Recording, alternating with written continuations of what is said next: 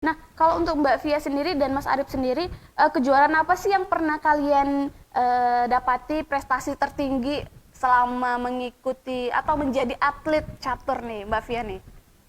Kalau ya sih jujur kalau di nasional tuh emang agak berat gitu ya, saingannya memang berat banget sih. Kalau di nasional sih paling bantar 10 besar gitu. Oke.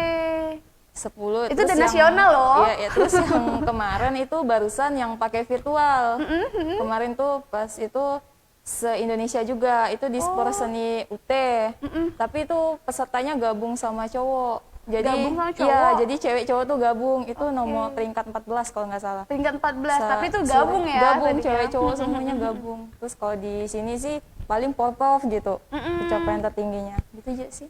Mungkin prestasi-prestasi yang Mbak Via dapatkan selama ini, pengalaman yang di mana nih yang paling mengesankan dan paling seru nih? Kayaknya kemarin deh yang pas di Sport Seni UT kemarin, soalnya itu kan virtual pertama kali virtual, terus tuh jadi kayak gabung juga sama yang cowok, pesertanya cowok semuanya kan gabung, itu kayaknya asik banget gitu. Terus juga kita tandingnya tuh kalau biasa kan offline pakai papan, pakai jam, Iya, benar-benar. ketemu langsung depan muka. Kalau ini nih harus pakai media lagi, kita pakai Google Meet, jadi kayak asik ya gitu, kayak pengalaman baru gitu, Pengalaman baru banget ketemu ya. teman-teman gitu. Apalagi Itu kayak, karena pandemi COVID ini ya, Iya. dia pakai virtual ya. iya baru-baru sekitar bulan lalu kalau nggak salah. Bulan lalu. Iya. Kendalanya ada nggak sih selama olahraga pakai via Zoom gitu? Virtual gitu. Ada sih Mbak. Soalnya ini kita tuh nggak tahu ngelacak, kayak kan kita kan nggak ketemu langsung. Jadi Iya. kalau pakai online tuh bisa pakai engine. Benar-benar. Pakai engine, jadi dia bisa minta pakai bantuan komputer. Terus ngelacaknya juga kan karena rame se-Indonesia, jadi tuh agak susah, agak lama gitu. Oke, Terus berarti dia main di jaringan juga ya? iya di jaringan juga tuh, kadang tuh. Berarti Kalau kendalanya di situ. jaringan dengan ya takutnya engine tadi lah tuh. Iya, takutnya karena kejujuran itu Iya, tadi ya, diuji. kita nggak tahu juga. Nah, tapi itu di ranking berapa tadi? 14. 14, tapi itu lumayan banget loh, se-Indonesia tadi ya? Iya, se-Indonesia sih. Itu dan putri dan putri putra ya? Iya, gabung. Oke. Kalau Mas Arif sendiri prestasi yang membanggakan selama menjadi atlet, tadi kan kalau kita dengar kan dari kecil memang udah juara. Selama menjadi atlet nih, apa aja nih? Untuk prestasi tertinggi sih yang pernah saya yang pernah saya capai. Jujur waktu itu kan pernah gak ikut go internasional.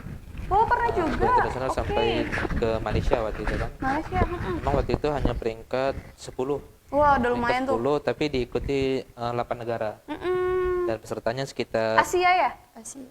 bebas sih, open. Oh, bebas open. ya. Mm-mm. Dan pesertanya sekitar 200-an. Oke. Jadi itu mungkin yang tertinggi yang untuk di luar Indonesia. Kalau yang di Indonesia sendiri, prestasi tertinggi saya tahun 2008. Waktu itu saya masih junior, masih SD kelas 5. Masih SD. Masih SD kelas 5. Waktu itu saya dapatkan kejuaraan nasional di Bandung, waktu itu peringkat 2. Peringkat 2 nasional kan. Nah, memang yang turnamen yang agak berkesan saya itu tahun 2018. 2018. Di saat saya ikut udah senior ya. Udah senior, udah gabung sama bapak-bapak, udah gabung sama yang tua-tua kan.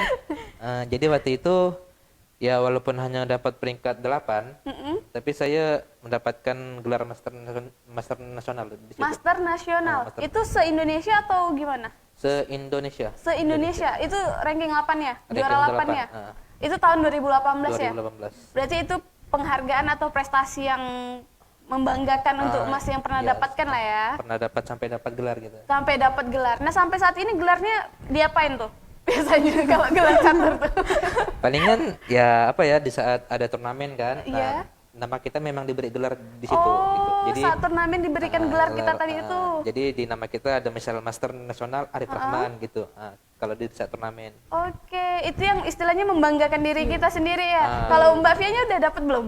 Belum, kalau Via sendiri sih belum. Kalau untuk Masih master belum. gitu. Masih semangat tapi Masih, ya. Oke. masih nyari. Masih nyari. Banyak nggak sih kayak agenda-agenda kalau pertandingan-pertandingan catur sendiri kayak di Kalbar gitu, gimana menurut kalian?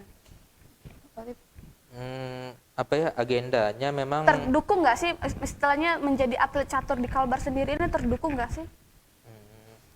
dibilang didukung lah kan.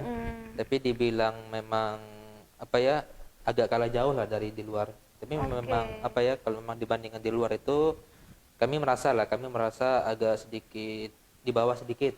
Karena jika di luar itu banyak turnamen, bahkan beliau bisa sebulan sekali ada turnamen. Turnamennya ya. Turnamen. Khusus catur ya? Khusus catur. Oke.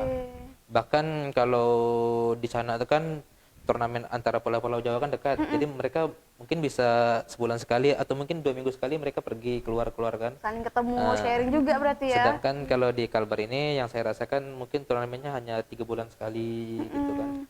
Ya tapi mau tak mau karena kami merasa kami tinggal di sini kan, jadi kami belajar sendiri gitu. Belajar sendiri. Belajar Nah, kalau sendiri. dari pelatihnya sendiri tadi tuh gimana? Apakah memang latihannya secara rutin atau gimana sih cara ngajarinnya untuk menjadi atlet catur ini sendiri? Seminggu 3 kali sih rata-rata. Oh, latihannya gitu? Iya, Ketemu 3 langsung? kali. Iya, tatap muka. Oke, itu seminggu 3 kali. Iya. Apa aja yang diajarin? Biasanya di dalam catur itu polanya gimana sih? Mungkin Mbak Fia nih jelasin nih Tribuners di rumah. Biar mereka ngerti atlet catur itu gimana kan? Iya, Itu via beribu dan yang nonton dulu. Jadi Kalau latihan catur tuh sebenarnya tuh dari ending, terus ke apa namanya, ke opening, terus ke middle gitu. Oke. Rata-rata sih gitu sih. Sebenarnya kalau misal dibilang main catur tuh itu ya sih, dari awal kita main sampai sekarang pun emang cuma itu doang gitu.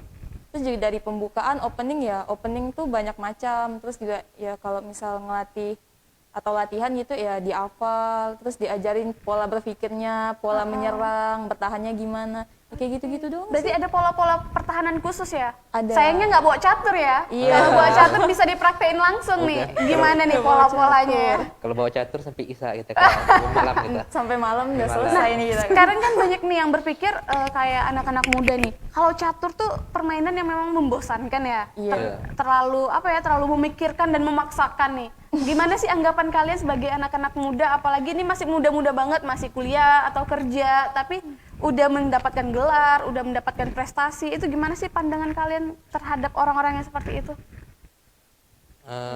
Kalau menurut saya sih memang jujur catur ini ya kan identik dengan permainan yang lama lah kan. Iya benar. Biasa identik apa ya, 5 kalau kata jaman orang biasa. itu catur ini yang apa ya, permainan yang untuk apa ya, mencari waktu luang yang lama gitu kan. Tapi memang sekarang ini catur apalagi kalau udah diperlombakan tuh, catur ini memang ada waktunya.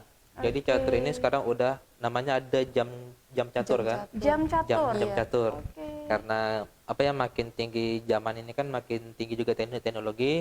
Jadi memang sekarang ini catur nih udah ada yang gaya main cepat namanya. Gaya main cepat. Gaya main cepat. Jadi masing-masing pemain dikasih waktu sekitar 5 menitan. Nah, 5 menit.